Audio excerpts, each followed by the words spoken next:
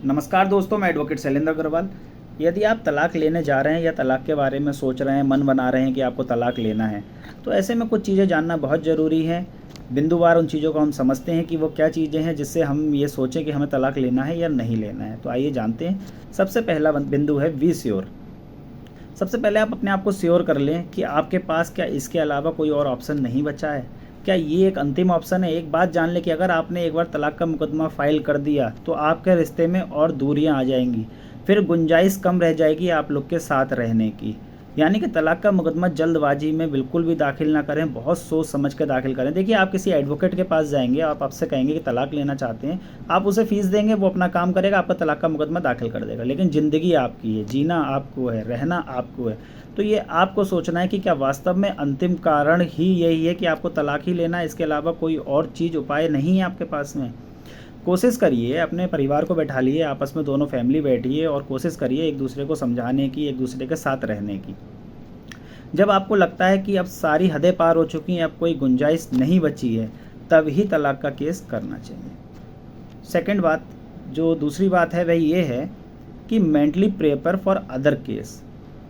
जब आप तलाक का मुकदमा फ़ाइल करते हैं, चाहे वो लड़का हो या लड़की, तो चांसेस ये रहते हैं कि दूसरी पार्टी जो तलाक नहीं चाह रही है वो आप पे क्रॉस केस करेगी। वो क्रिमिनल केस भी हो सकते हैं, सिविल केस भी हो सकते हैं और अदर्स भी हो सकते हैं। तो इस चीज़ के लिए आप अपने आप को मेंटली प्रिपेयर कर लें कि अगर हम तलाक का केस करेंगे तो इसके परिप्रेक्ष्य में क्या क्या चीज़ें हो सकती हैं, क्या हम उसका सामना करने को तैयार हैं। यदि मान लीजिए आप लड़के हैं और आप तलाक का केस डालते हैं, तो पत्नी आपके खिलाफ दहेज प्रथा का मुकदमा भी लिखवा सकती है, खर्चे का मुकदमा भी लिखवा सकती है, घरेलू हिंसा का मुकदमा भी लिखवा सकती है। यदि आप लड़की हैं तो लड़का आपके खिलाफ सेक्शन 9 का मुकदमा भी लिखवा सकता है, अपनी माता के द्वारा घरेलू हिंसा का मुकदमा भी लिखवा सकता है। दोनों के पास में राइट्स हैं, यानी कि तलाक का मुकदमा दाखिल करने से कई रास्ते खुल जाते हैं और अन्य मुकदमे भी आ सकते हैं। यदि आप इसलिए तैयार हैं कि आप अन्य मुकदमों को फेस कर सकते हैं, तभी आगे बढ़िए। अदरवाइज़ कोशिश करिए कि आप लोग का समझौता हो सके तो निभाने की कोशिश करिए उसको। तीसरी बात है फाइनेंस। देखिए, जब तलाक का मुकदमा चलता है तो उसमें खर्चा भी होता है। साथ ही साथ तलाक के बाद में, जैसे कि मैंने आपको बताया कि अन्य मुकदमे भी आ सकते हैं, तो उनमें भी खर्चा होता है। आप अपने फाइनेंस के बारे में सोचिए, क्या आप पे पैसे हैं? आप मुकदमे झेल सकते हैं, मुकदमों में अपनी कार्रवाइयों में भाग ले सकते हैं, अधिवक्ताओं को फीस दे सकते हैं, आने जाने में पैसा खर्च कर सकते हैं, आप पे इतना समय है। दोनों पक्षों को जानना है, दोनों पक्षों का ही खर्चा होता है, दोनों पक्षों को यही सोचना है कि क्या उन पे इतना फाइनेंस है। चौथी बात है टाइम टेकिंग। यदि आपसे कोई कह देता है कि मैं आपको 4 महीने में, 6 महीने में तलाक करा दूंगा, तो वह गलत कह रहा है। देखिए, अगर म्यूचुअल कंसेंट से तलाक ले रहे हैं तो 6 महीने में संभव है। अदरवाइज़ 1 साल भी लग सकता है, 2 साल भी लग सकता है, 3 साल भी लग सकता है। आप अगर इस बात के लिए तैयार हैं कि आप 3 साल भी मुकदमा लड़ने को तैयार हैं, 2 साल भी लड़ने को तैयार हैं, तब तो आप मुकदमेबाजी में पड़िए, अदरवाइज़ मत पड़िए। तलाक के केस में कम से कम 2 से 3 साल लग जाते हैं, ये मिनिमम समय बताया है। वो बात अलग है कि इस बीच में आप दोनों पक्षों का समझौता हो जाए साथ रहने का या फिर म्यूचुअल कंसेंट से डाइवोर्स लेने का, तो वो 6 महीने में, 7 महीने में डिसाइड हो सकता है, लेकिन अदरवाइज़ समय लगेगा। चौथा है चाइल्ड। देखिए, अगर आप लोग के बच्चे हैं तो एक बार बच्चों के बारे में भी सोचिए, अपने बच्चे के भविष्य के बारे में सोचिए कि बच्चा किसके पास रहेगा। तलाक से उस बच्चे पे क्या इफ़ेक्ट पड़ेगा, बच्चे के भविष्य पे क्या इफ़ेक्ट पड़ेगा। यदि आप हस्बैंड हैं तो आप सोचिए, क्या दूसरी माँ इस बच्चे को प्यार दे पाएगी। यदि आप माँ हैं तो सोचिए कि अगर मैं दूसरी शादी करूँगा तो क्या दूसरा पति इस बच्चे को वो प्यार दे पाएगा।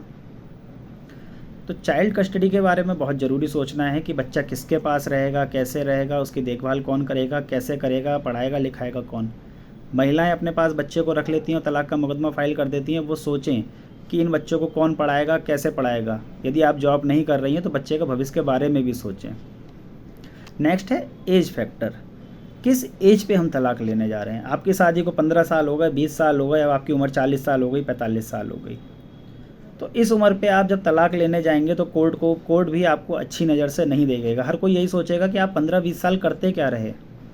आप 15-20 साल इस आदमी के साथ में रहे और आज आप अचानक कहते हो आके कि मेरा इसके साथ में रहना संभव नहीं है। तो ऐसा भी बिल्कुल ना करें। तलाक लेने से पहले अपनी एज भी देख लें, एज फैक्टर बहुत ज़रूरी होता है।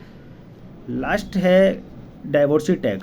एक बार अगर आप डाइवोर्स ले लेते हैं तो आपके ऊपर डाइवोर्स का टैग लग जाता है। समाज आपको डाइवोर्स ही नज़र से देखता है। समाज ये देखता है कि आपका डाइवोर्स हो चुका है। समाज आपको अच्छी नज़र से नहीं देखता है। नेक्स्ट आपको ये भी सोचना है कि भविष्य में आपको जो पत्नी मिलेगी या पत्नी अगर डाइवोर्स लेती है उसको पति मिलेगा, क्या ज़रूरी नहीं है वह भी उतना ही अच्छा हो सकता है वह इससे भी ख़राब निकल आए। तो तलाक ही एक ऑप्शन नहीं है। सबसे पहले कोशिश करिए कि परिवारों में आपस में समझौता हो सके, दोनों फैमिली को बैठा लिए, दोनों फैमिली बैठने के बाद में कंप्रोमाइज़ की कोशिश करिए। तलाक तभी लेना चाहिए जब लास्ट ऑप्शन हो, उसके अलावा आपके पास में कोई ऑप्शन ना बचे।